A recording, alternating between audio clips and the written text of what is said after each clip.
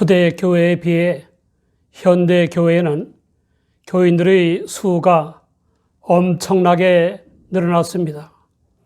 교회 건물의 수와 규모도 엄청나게 늘어났습니다.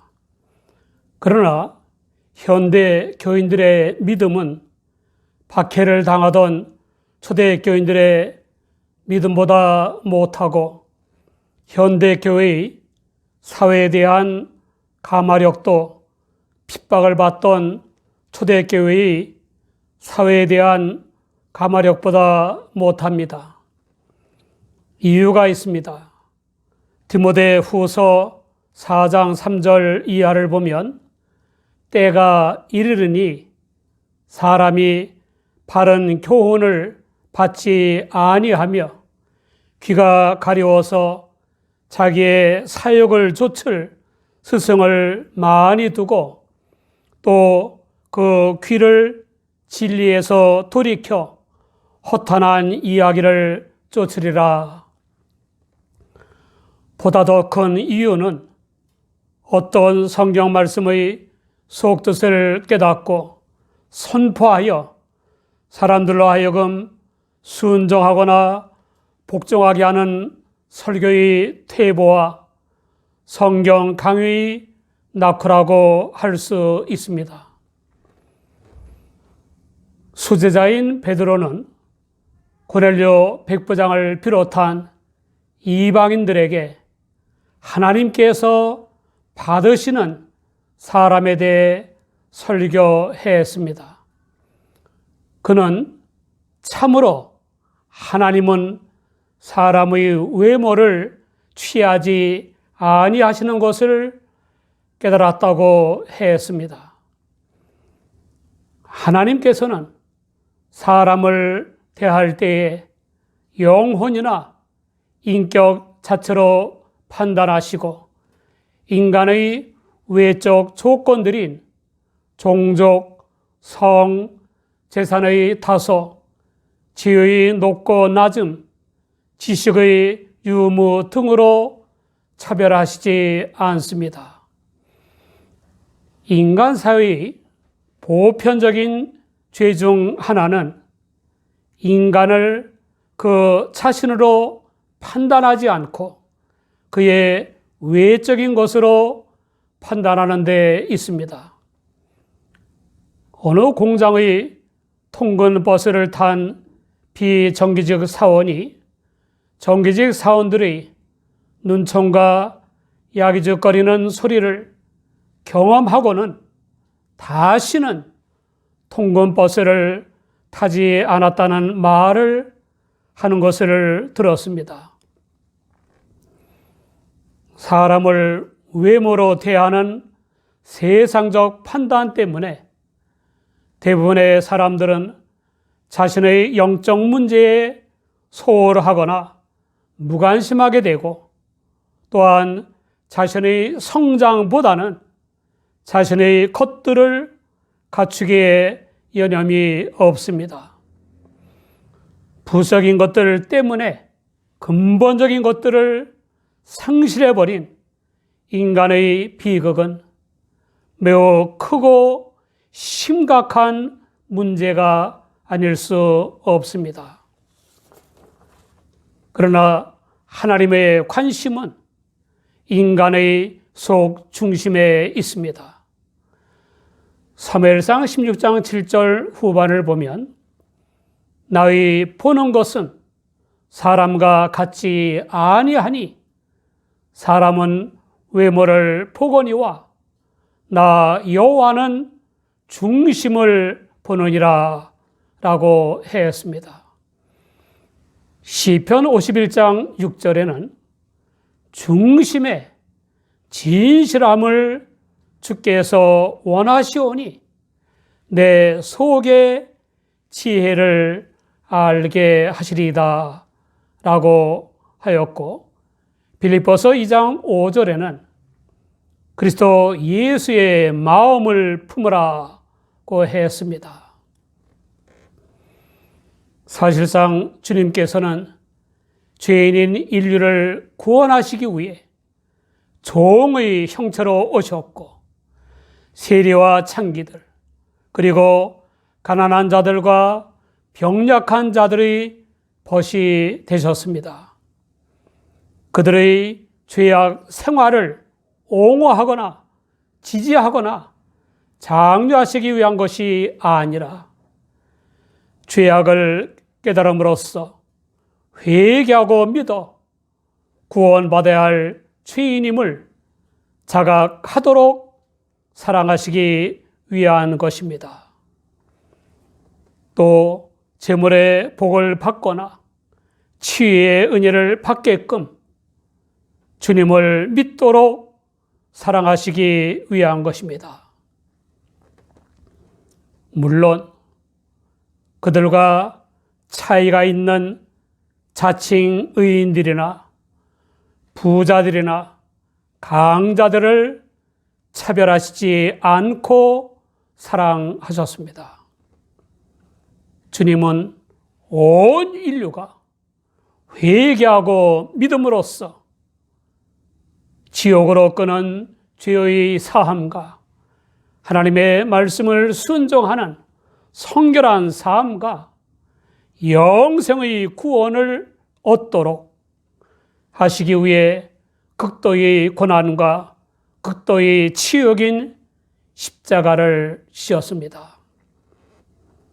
이 주님의 구원의 사랑에는 차별이 없습니다. 요한복음 3장 16절을 보면 하나님이 세상을 이처럼 사랑하사 독생자를 주셨으니 이는 저를 믿는 자마다 멸망치 않고 영생을 얻게 하려 하심이니라 라고 했습니다.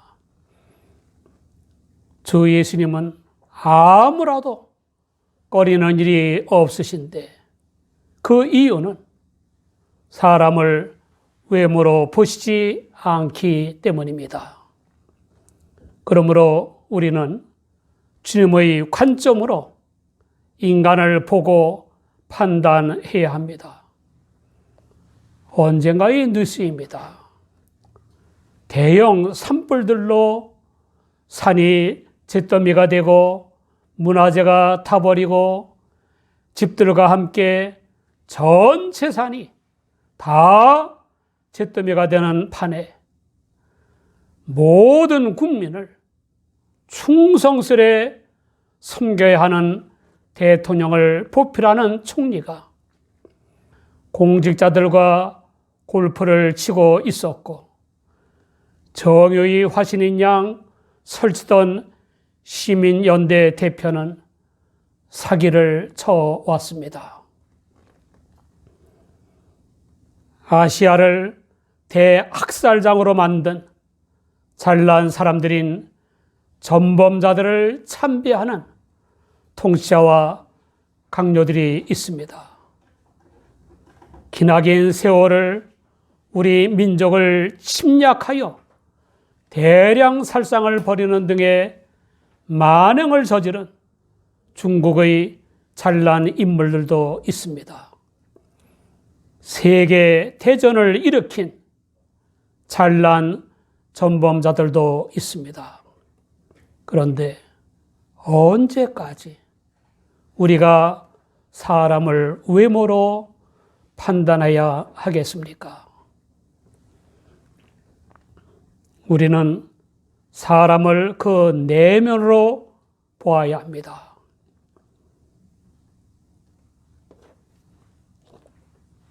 또한 외모를 보는 세상 사람들이 나를 어떻게 보느냐가 아니라 속 중심을 보시는 주님이 나를 어떻게 보시느냐에 대해 유의하며 살아야 합니다.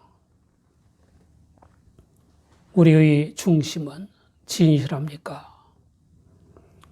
우리의 마음 속에는 얼마나 그리스도의 마음이 자리 잡고 있습니까? 갈라디아서 2장 20절을 보면 내가 그리스도와 함께 십자가에 못 박혔나니 그런즉 이제는 내가 사는 것이 아니요 오직 내 안에 그리스도께서 사신 것이라. 이제 내가 육체 가운데 사는 것은 나를 사랑하사 나를 위하여 자기 몸을 버리신 하나님의 아들을 믿는 믿음 안에서 사는 것이라 라고 했습니다. 그 바울 사도에게는 모든 사람이 종족과 남녀와 빈부 귀천을 막론하고 회개하고 주님을 믿어 구원받아야 할 대상이었습니다. 베드로는 하나님께서는 각 나라 중 하나님을 경외하며 의를 행하는 사람을 받으신다는 것을 깨달았다고 했습니다. 구원하시는 하나님의 사랑에는 나라나 종족, 신분과 계급, 재산 또는 지식의 다소, 남녀나 주종 등의 차별이 없습니다. 하나님께서는 아무런 차별 없이 인간을 받아들이시는 유일한 방도를 정해 주셨습니다. 그것은 바로 만유의 주 되신 예수 그리스도로 말미암아 화평의 복음을 전하사 이스라엘 자손들에게 보내신 말씀입니다. 우리 주님은 죄악으로 인해 하나님과 원수된 사람과 하나님 사이의 화평, 그리고 모든 인간들 사이 화평의 복된 소식을 전하셨습니다. 또한 주님 자신이 화평을 이루기 위해 십자가에 못 박혀 화목 제물이 되셨습니다. 이 화평의 복음은 세례 요한이 죄 사함을 받게 하는 회개의 세례를 반포한 후에 갈릴리에서 시작되어 온 유대에 두루 전파됐습니다. 하나님께서 나사렛 예수에게 성령과 능력을 기름 붓듯 하셨고 또 함께 하셨으므로 저가 두루 다니시며 착한 일을 행하시고 마귀에게 눌린 모든 자를 고치셨습니다. 이러한 예수 그리스도의 치유와 축교의 행적은 복음서들 곳곳에 수록되어 있습니다. 요한일서 3장 8절에는 죄를 짓는 자는 마귀에게 속하나니 마귀는 처음부터 범죄함이니라. 하나님의 아들이 나타나신 것은 마귀의 일을 멸하려 하심이니라 라고 했습니다. 구원받은 우리는 화목케 하는 직책을 받은 자로서 주님으로 말미암아 얼마나 많은 사람들을 화평케 하셨습니까? 죄나 질병이나 고민 등의 고통과 불안감에 시달리는 사람들에게 하나님과의 화평을 이루어 주시는 주님을 선물하신 적이 있습니까? 베드로는 복음의 증인인 삶에 대해 설교했습니다. 첫째, 주 예수님의 행적에 대한 증인이 되어야 한다는 것입니다.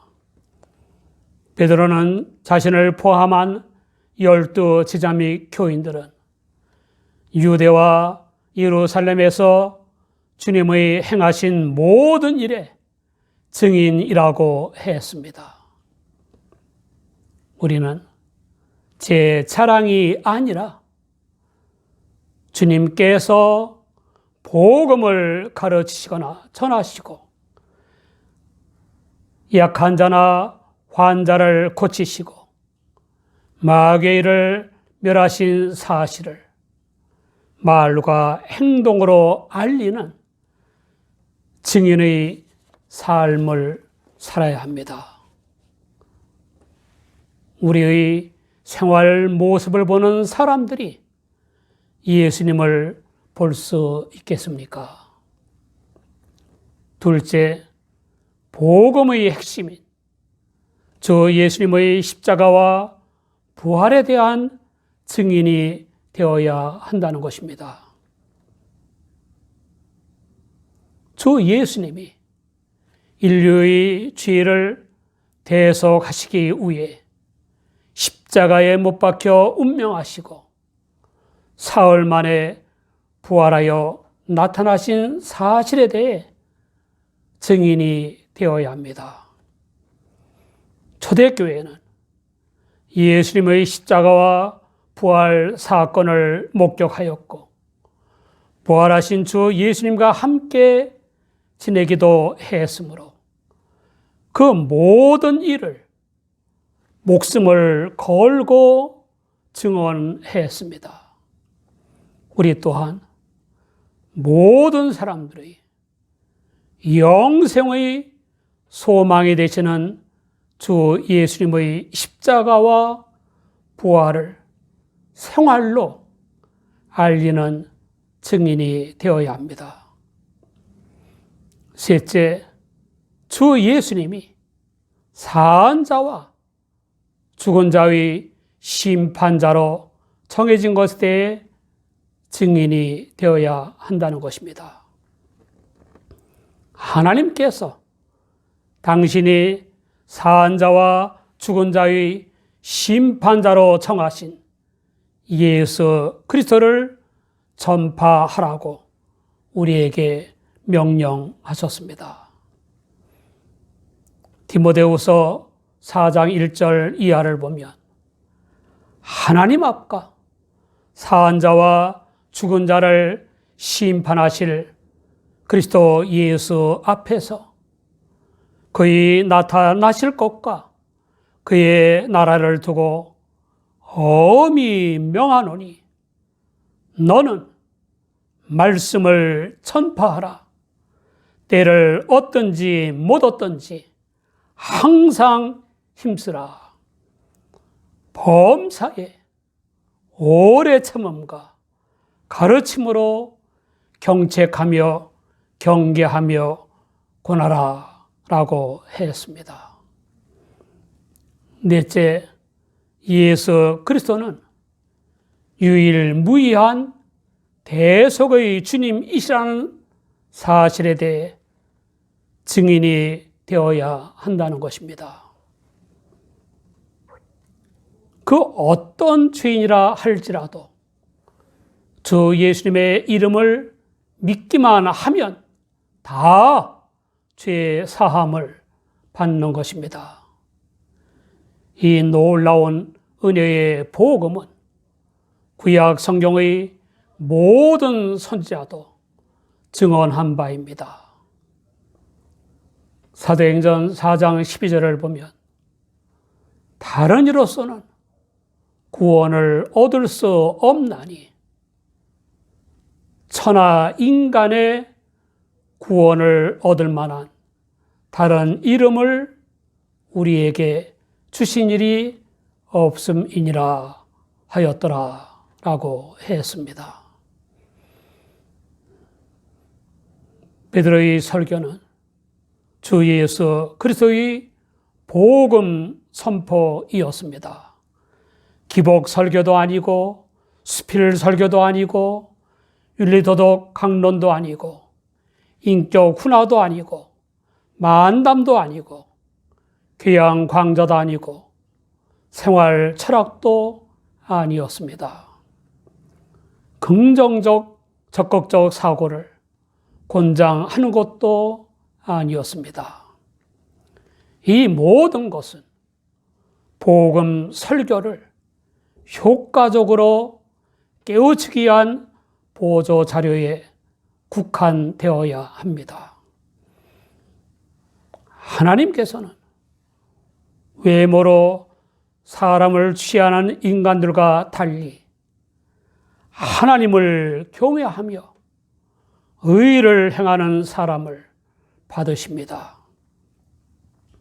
하나님께 받아들여지는 길은 주님을 믿는 것입니다.